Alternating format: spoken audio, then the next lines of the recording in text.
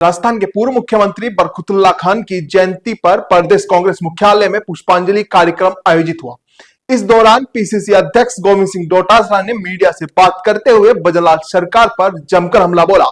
उन्होंने कहा, प्रदेश का दुर्भाग्य है कि जनता से झूठे वादे कर सत्ता में हासिल की गई है। सरकार पर्ची से आई है। 2 साल में कोई ठोस योजना सामने नहीं आई है। केवल आंतरिक कलह और झगड़े देखने को मिले हैं। उन्होंने मुख्यमंत्री पर भी निशाना साधते हुए कहा कि सीएम जब भी घर से निकलते हैं तो दिल्ली ही जाते हैं, देवदर्शन और दिल्ली दौरे में व्यस्त रहते हैं, लेकिन प्रदेश के विभागों के बिलों तक का भुगतान नहीं हो रहा। हालात बाढ़ जैसे हैं। मेडिकल और शिक्षा विभाग दोनों संकट में है। शिक्षा व्यवस्था को लेकर डोटासरा ने तंज कसते हुए कहा, 26,000 करोड़ चाहिए स्कूलों को सुरक्षित करने के लिए, लेकिन सरकार गंभीर नहीं है। 3 महीने से स्कूल बंद है। कई पद खाली पड़े हुए हैं। मदन दिलावर को अलबेला शिक्षा मंत्री कहना गलत नहीं होगा। वहीं उन्होंने कहा कि पंचायत चुनावों पर सवाल उठाते हुए उन्होंने कहा, सरकार इन्हें करवाने से बच रही है। ओबीसी सर्वे हुआ क्या?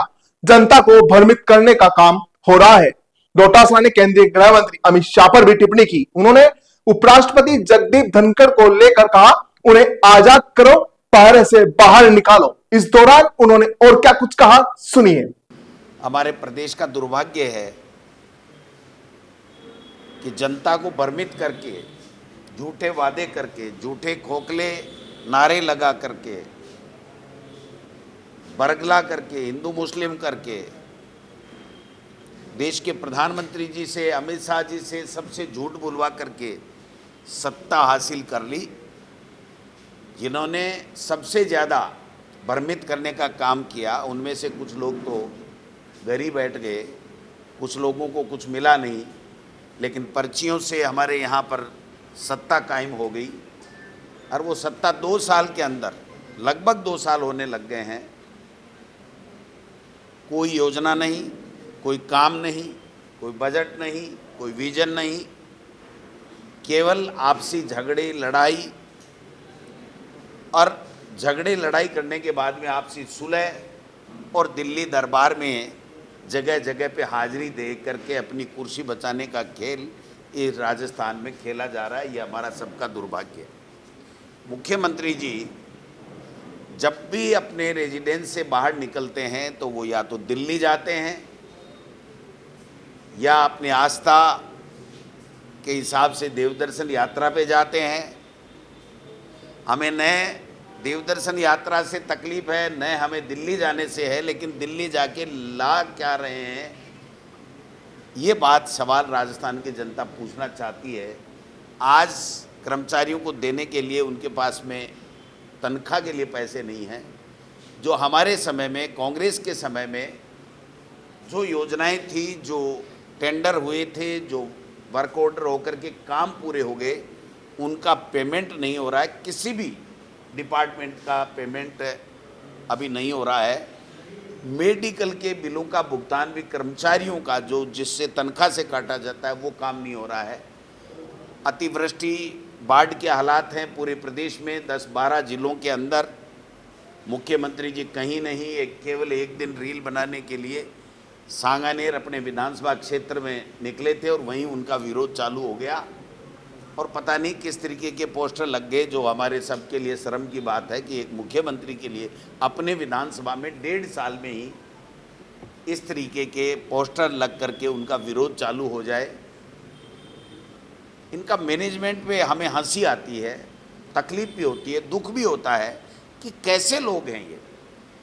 जो किरोड़ी लाल मीणा साहब जा करके जवाहर मैडम जी की शिकायत करके 2 दिन पहले दिल्ली से आते हैं, उन दोनों को कह तुम दोनों साथ जाओ, और वो दोनों हेलीकॉप्टर में एक दूसरे की आंख में आंख नहीं मिलाते। अब वो संयुक्त रिपोर्ट उस अतिवृष्टि में जो जनहानि, धनहानि जो भी हुई है, पशु हानि हुई है या जो भी हानि हुई है, उसकी रिपोर्ट कैसे देंगे? कभी टंकी पे चढ़ रहे हैं, कभी जेसीबी चढ़ रहे हैं, कभी पानी में पैदल चढ़ रहे हैं। अरे भाई, इस जनता में 9 से ज़्यादा लोगों की मौत हो गई, कोई पूछने वाला नहीं। स्कूलें बंद पड़ी हैं, विद्यालय बंद पड़े हैं, कोई पूछने वाला नहीं। 26,000 करोड़ रुपए की इनको आवश्यकता है। अगर विद्यालय जो सरकारी विद्यालय हैं उनमें अगर उन बच्चों को सुरक्षित बैठाना है तो 26,000 करोड़ रुपए चाहिए। ये मिलकर के आए थे शिक्षा मंत्री जी से, भारत सरकार के शिक्षा मंत्री जी, मुख्यमंत्री जी को बताना चाहिए कि वो अलग से क्या पैकेज लेकर के आए हैं कि 26,000 करोड़ रुपए जो हमारे इन विद्यालयों को सुरक्षित करने के लिए लगानी चाहिए, वो पैसा ये कब तक लगाएंगे, क्या करेंगे, क्या नहीं। अभी तो वो जो 169 करोड़ की जो सैंक्शन निकली थी उसकी एफएस नहीं निकली है, काम चालू होना तो बहुत दूर की बात है। अभी मैंने सुना है कल ही कि मुख्यमंत्री जी और मदन राठौड़ साहब इनसे संवाद करेंगे, एमपीओ से करेंगे, एमएलए से करेंगे। विधानसभा का सत्र भी 1 तारीख से आहूत है। मेरे समझ में नहीं आ रहा, तो क्या ये संवाद करते नहीं हैं क्या? क्या संवाद करेंगे? संवाद ये करेंगे कि जो पर्चियां बदलने का जो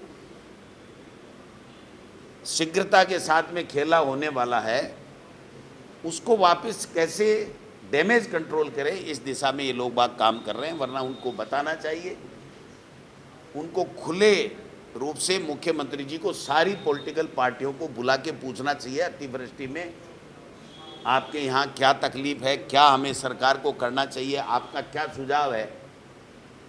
ये तो अकेले बैठ के गुड्डी गुड्डी कर लेंगे। और मैं आपको दावे के साथ कह सकता हूँ कि इनका जो अंतर्विरोध है इतना भयंकर रूप से सामने आएगा कि ये कलह इस सरकार की पर्चियाँ चेंज करने में सहायक सिद्ध होगी, ये मैं आपको कहना चाहता हूँ। और हमारे शिक्षा मंत्री जी तो बहुत ही अलबेले शिक्षा मंत्री हैं। देश में किसी भी स्टेट में ऐसा शिक्षा मंत्री नहीं होगा कि स्कूलें बंद हैं, 3-3 महीने तक वाइस प्रिंसिपल से प्रिंसिपल की डीपीसी का पदस्थापन काउंसलिंग के माध्यम से नहीं करवा पा रहे हैं। 500 के लगभग तो रिटायर्ड हो गए कि भाई हमें प्रिंसिपल का पद ही नसीब नहीं हुआ, केवल वेतन नसीब होगा क्योंकि उसी जगह पे लगा दिया गया था। तकरीबन सभी जगह 3,000 से ज़्यादा जगह पर डबल प्रिंसिपल लगे हुए हैं। 3 बार काउंसलिंग का निकाल दिया गया कार्यक्रम। आज 25 तारीख से भी काउंसलिंग का कार्यक्रम है, लेकिन आप पूछ सकते हैं उनसे, सरकार से पूछ सकते हैं, विभाग के अधिकारियों से पूछ सकते हैं कि क्या आज से 1 तारीख तक जो वाइस प्रिंसिपल से प्रिंसिपल की जो डीपीसी से पदोन्नत हुए लोगों की काउंसलिंग से पदस्थापन होना है, क्या वैकेंट पोस्ट आपने दिखा दी क्या? मैंने सुना है कि आरएसएस के दबाव में 3,000 से ज़्यादा प्रिंसिपलों की लिस्टें सीएमओ और मंत्री के घर के चक्कर लगा रही है और राजनीतिक द्वेषता से बैन के अंदर उनको हटा करके, उनको चिंता नहीं है बच्चों के सुरक्षित भवन कैसे मिले, बच्चों की पढ़ाई कैसे सुरक्षित रहे। मिड सेशन में अपने एमएलए और आरएसएस जो पैतृक संगठन है इनका बीजेपी का, उसको राजी करने के लिए आनन फानन में राजनीतिक द्वेषता से 3,000 से ज़्यादा के ट्रांसफ़र शायद आज या कल में करेंगे। और उसके बाद में इनकी काउंसलिंग फिर रुकेगी और फिर उसके बाद में कब होगी कह नहीं सकते। 1 तारीख से राजस्थान की विधानसभा है। हम लोग टीकाराम जूली जी के नेतृत्व में विधायक दल सब एकजुटता के साथ में इनको घेरने का काम करेंगे। इनसे पूछेंगे कि विद्यालयों के अंदर बच्चों की मौत हो रही है, आप क्या कर रहे हो। हम पूछेंगे पंचायत चुनाव आप क्यों नहीं करवा पा रहे हो। हम पूछेंगे चुनाव, राज्य निर्वाचन चुनाव आयोग और आपके बीच में ऐसा क्या है कि आप आमने सामने हो गए। आप 4 जून को निकालने वाले थे, मई और जून में सारी जो परिसीमन का कार्य है उसको पूरा करने का आपका शेड्यूल जारी हुआ है। उस शेड्यूल को आज तक बदला नहीं है, लेकिन आज की तारीख तक कोई गजट नोटिफिकेशन उनका नहीं हुआ। अगस्त आ गया, जा रहा है, सितंबर आने की तरफ है।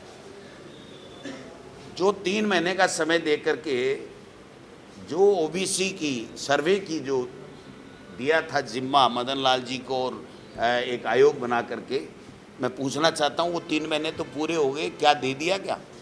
वो आयोग के लोग कह रहे हैं कि हमें 3 महीने कम से कम और लगेंगे, हम नहीं दे पाएंगे। इस तरीके से 800 पेज की रिपोर्ट बनेगी और इन्होंने हमें पेन पेंसिल और गाड़ी घोड़े कुर्सी उपलब्ध नहीं कराई। तो आपकी मंशा ठीक नहीं है, आप चुनाव नहीं करवाना चाहते हो, क्योंकि जनता त्रस्त है और जनता आपको सबक सिखाएगी इस पंचायती राज और नगर निकाय के चुनाव में। आज भरतपुर का चुनाव जिला परिषद का नहीं करवा रहे हैं। गंगानगर के अंदर एक बीजेपी के मेंबर का इस्तीफा दिला दिया कि जिससे वो कोर्ट में स्टे मिल जाए, और उस जिसने स्टे लिया था, मैं बताना चाहता हूँ, रोचक बात देखिए आप, जिसने स्टे लिया था उसने कहा था मैं चुनाव लड़ना चाहता हूँ और ये जो एक वार्ड का मेंबर का जो पद खाली हुआ है जिला परिषद का, यहाँ से मैं चुनाव लड़ूंगा, इसलिए मुझे स्टे दिया जाए कि मेरा भी जिला प्रमुख हो सकता है, मैं लड़ लूँ। उसने चुनाव ही नहीं लड़ा और वहाँ कांग्रेस जीत गई, और वो स्टे अभी तक भी सरकार लिए बैठी है कि हमारी इज्जत बचाओ, हमारी इज्जत बचाओ। तो गंगानगर का जिला प्रमुख का चुनाव नहीं करा सकते और बातें करते हैं, मंत्रियों से कहलवाते हैं बड़ी बड़ी कि एक प्रदेश एक चुनाव। क्या है ये? कितने ही दिन बरगला करके लोगों को कितने ही दिन भ्रमित करने का काम करोगे? ये सारी चीज़ें जनता के सामने हैं। मैं तो आग्रह करना चाहूँगा मुख्यमंत्री जी से कि अपने विजन को काम में लीजिए।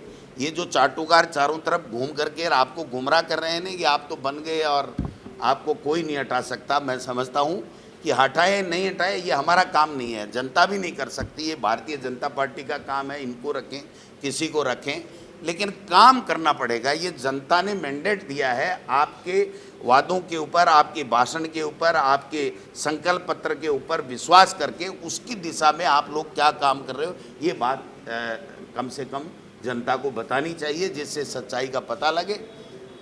तो मैं तो इतना ही आग्रह करूंगा आप सब लोगों से भी कि इस अतिवृष्टि के समय लोग संकट में हैं। आप सब लोग मीडिया के बंधु बहुत अच्छे तरीके से सारी बातें सरकार तक पहुंचा रहे हैं, लेकिन सरकार कान में रुई डाले बैठी है और अपनी कुर्सियां और पर्चियां बचाने के लिए केवल और केवल वही मशक्कत कर रही है। एक दूसरे के खिलाफ इतना जहर इनमें हो गया 1.5 साल के अंदर कि क्या कलेक्टिवली क्या फैसले कर पाएंगे। अभी कैबिनेट हुई थी, क्या हुआ साहब? पूछेंगे हम लोग जब विधानसभा आएगी कि आपने किन किन लोगों को कितनी रेवड़ियाँ बांट दी, कितनी ज़मीनें दे दी, तो उसमें कौन बीजेपी के कितने नेता शामिल है, कितने अडानी को दे दी, कितने अपने उद्योगपति मित्र जो मोदी जी की और अमित शाह जी की चिट्ठी आई है उनको कितनी दे दी। और आम व्यक्ति जिसने ये देखा था कि यहाँ पर राइजिंग राजस्थान हो रहा है तो क्या मेरे को कोई धंधा मिलेगा, मैं कोई उद्योग लगा पाऊँगा, मैं कोई काम कर पाऊँगा, तो उनको कितनी मिली वो देखने की बात है। ये सारी चीज़ें आपके सामने।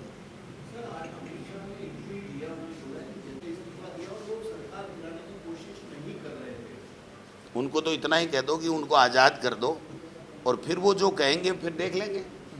आज़ाद तो करो, उनको छोड़ो तो सही, पहरे से तो बाहर निकलने दो।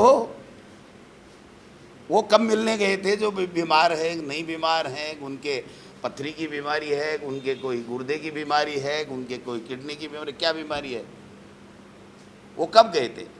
उन्होंने तो ट्वीट तक नहीं किया। अपनी इज्जत बचाने के लिए झूठ बोले, और झूठ को भी बार बार बोले और जोर से बोले कि वो सच की तरह लगने लगे। ये आरएसएस का एजेंडा है जो बीजेपी और आरएसएस मिलके चलाती है।